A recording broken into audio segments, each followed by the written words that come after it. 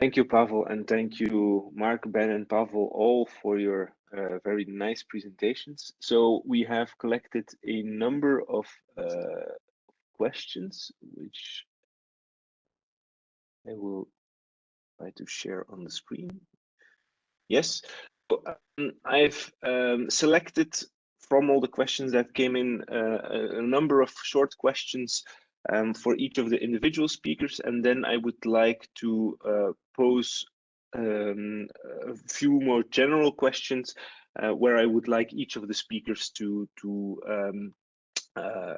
put in their opinion. But first, some more direct questions about the presentation. So one first for Marc.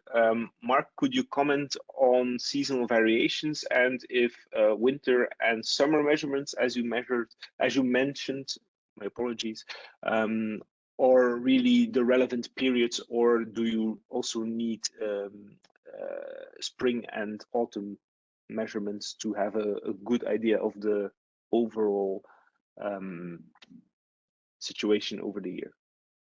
Yeah, summer and winter period are the worst case scenario, actually, like it's written here, because during winter we tend to reduce the airflows between outdoor and indoor.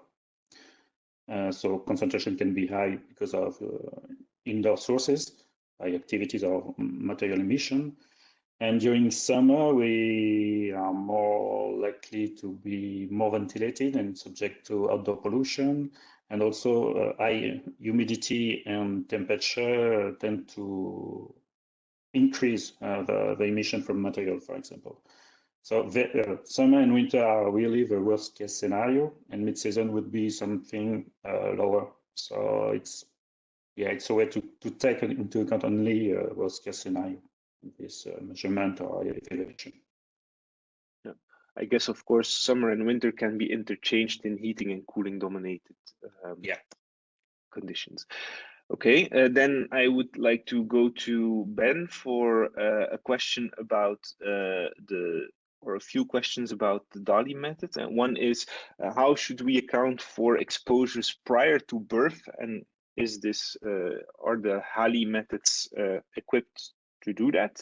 And another one is, who decides the quality of life indices that are attributed to certain conditions?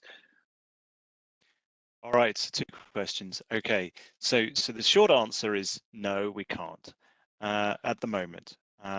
Although I clearly see where the question is coming from. If you have umbilical transmission of some pollutants, and that's clearly an issue. The reason we can't is because the epidemiological data doesn't allow us to do that at the moment. And that's also the case with other pollutants that we're starting to become aware of, for example, PM1s. So I don't think we're ready to include PM1s into the Dolly metric yet, although clearly we're keeping an eye on that so that we can as soon as the data becomes available. Okay, so the second question was then, who decides the indices? Well, the indices are generally decided through survey, and the people who surveyed are medical experts, the people with the disease, and the general population. So the weights are global and they are uniform, so they do not differ by country. Okay. Thanks for that. And then we go to Pawel for two more technical questions about the tail metric. The first one is how do you aggregate? And Marc addressed the problems with different aggregation methods in his talk. So what is the aggregation method that is used to come to the final sub-indice for indoor air quality, or in the tail method? Well, it's the same as, well, I'm not muted, right?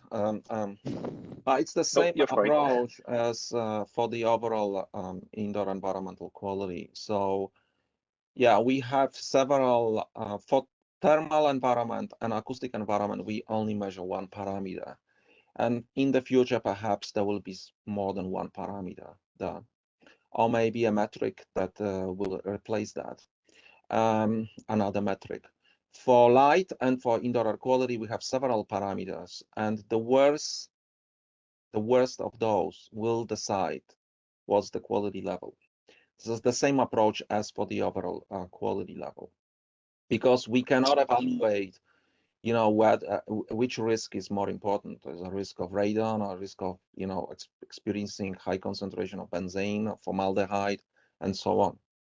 And it's the same approach that has been used in the metric that was presented by Marc.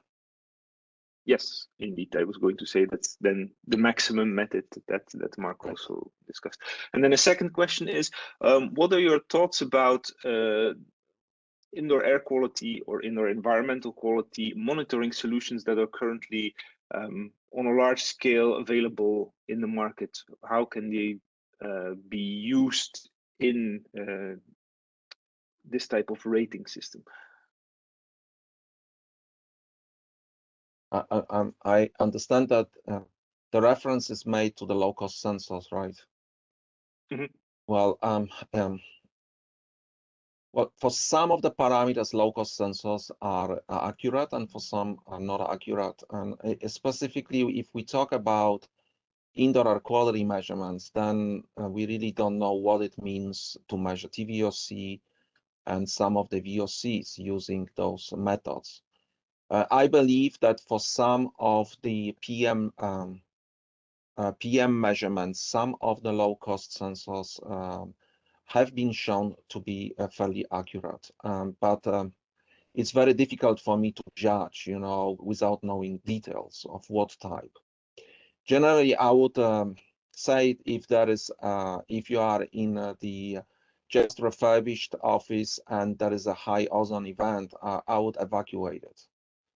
Probably, because there may be a penetration of ozone to your office, and that may create a risk, not only because of ozone, but all of the products that could be generated by the elevated ozone levels.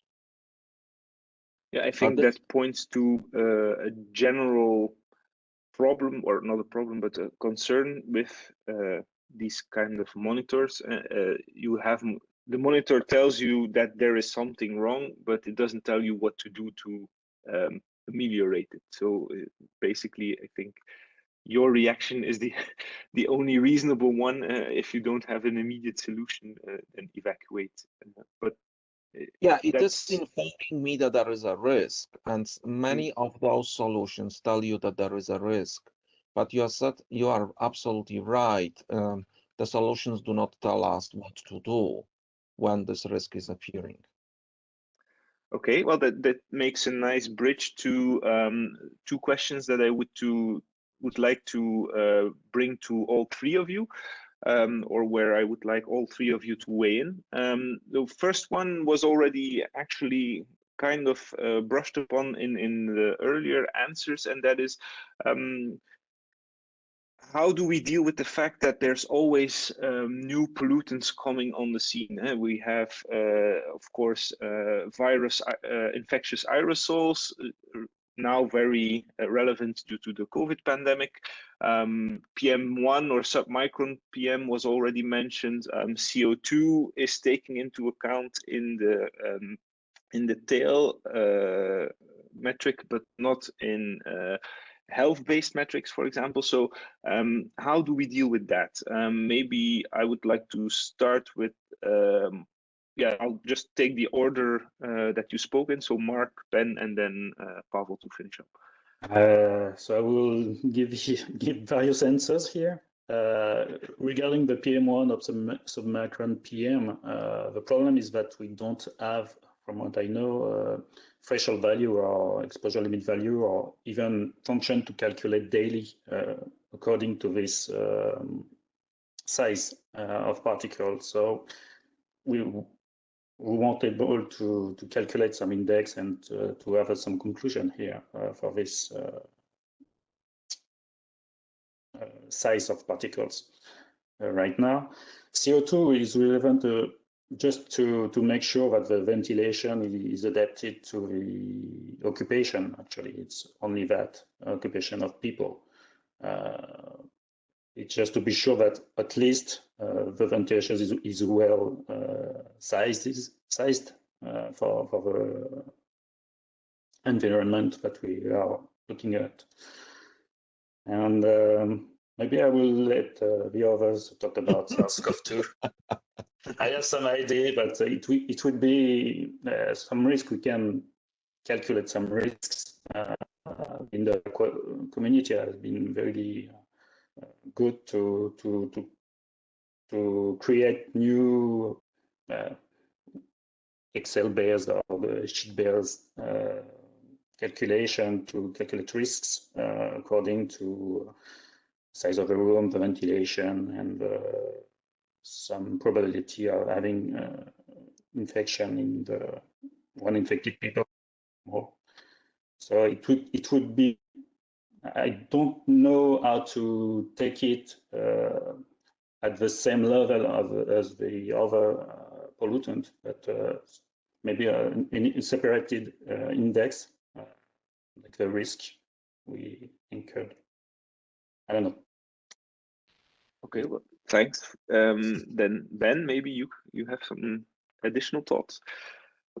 So it may be that PM1 is already accounted for within the epidemiological data. It does depend on the source, and because if you're measuring PM 2.5, you may not be directly measuring PM1, but the PM1 may still be there causing a harm. So your measurement of PM 2.5 may actually be a proxy for the PM1, but it does depend on the source of the pollutant and whether that pollutant, whether that source emits PM1s as well as PM 2.5. So that's the best that we can do right now, is hope that it is accounted for partially in the epidemiological data. But I think these metrics won't be fixed. You know, we won't sort of say, all right, we're done. It's going to be these 5 pollutants that we're interested in, and we'll focus on those. And they'll evolve over time. Who knows what we'll uncover next? And we may even decide that measuring pollutants by their aerodynamic diameter is not a very sensible thing to do in the next 10 years, in the way that we are possibly deciding that measuring TVOC is not very sensible either. It's too relevant. I don't think I would add more to what Marc said, except if anyone wants to read the FAQ on CO2 and its relationship with COVID-19, it's on the AIVC website. And just as an indication of the arguments that we had over that, I think we started writing the response to that 3 times from scratch, and there were 21 drafts before we finally agreed on a version that we would publish. So it's tricky. COVID-19 is an extreme event, and I think at the moment we're looking at things that occur consistently. So if COVID-19 turns out to be, or SARS-CoV-2, the transmission of the SARS-CoV-2 virus turns out to be something that occurs more frequently over time, then maybe it's something we have to consider. But then, you know, so does flu, and we're not considering flu either at the moment. Do you have any thoughts about how things like more seasonal, typical virus exposures like flu could be a relevant parameter in these kinds of schemes? I have to be cautious here because viruses are something I've only started thinking about in the last 12 months.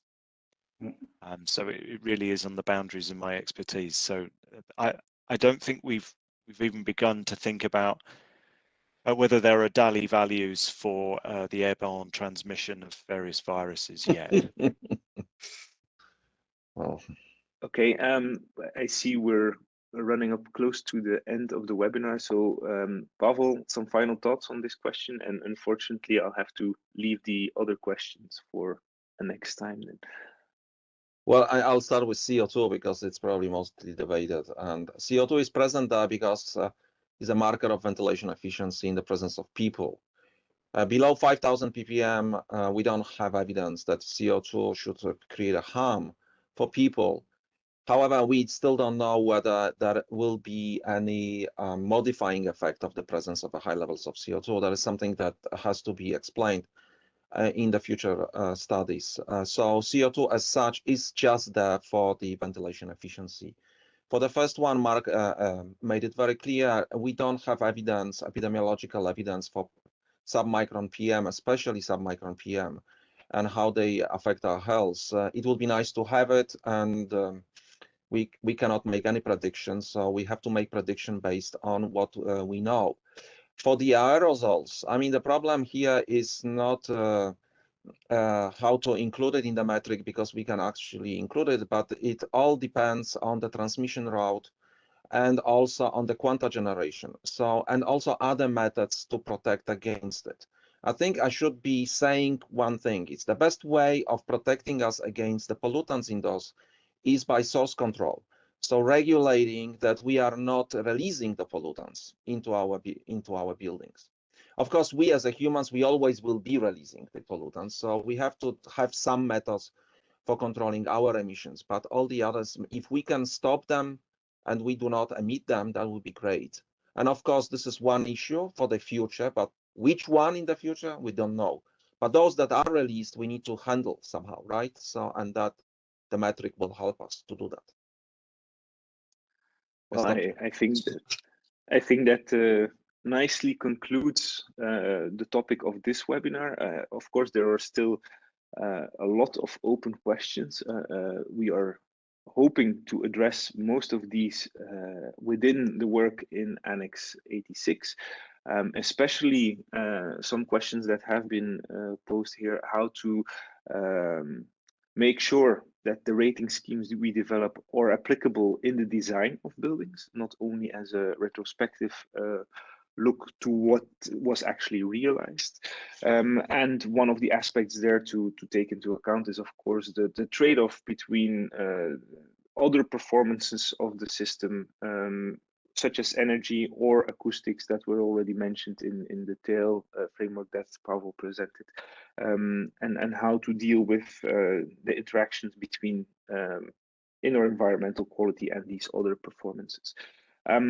With that, we are slightly over time, so I would like to conclude this webinar. I would like to thank everybody again for their thoughts and their talks. I would like to thank all the participants for being here. I would like to thank Maria and Valerie for being perfect in assisting me to manage the questions that came in, and of course to set up the whole webinar.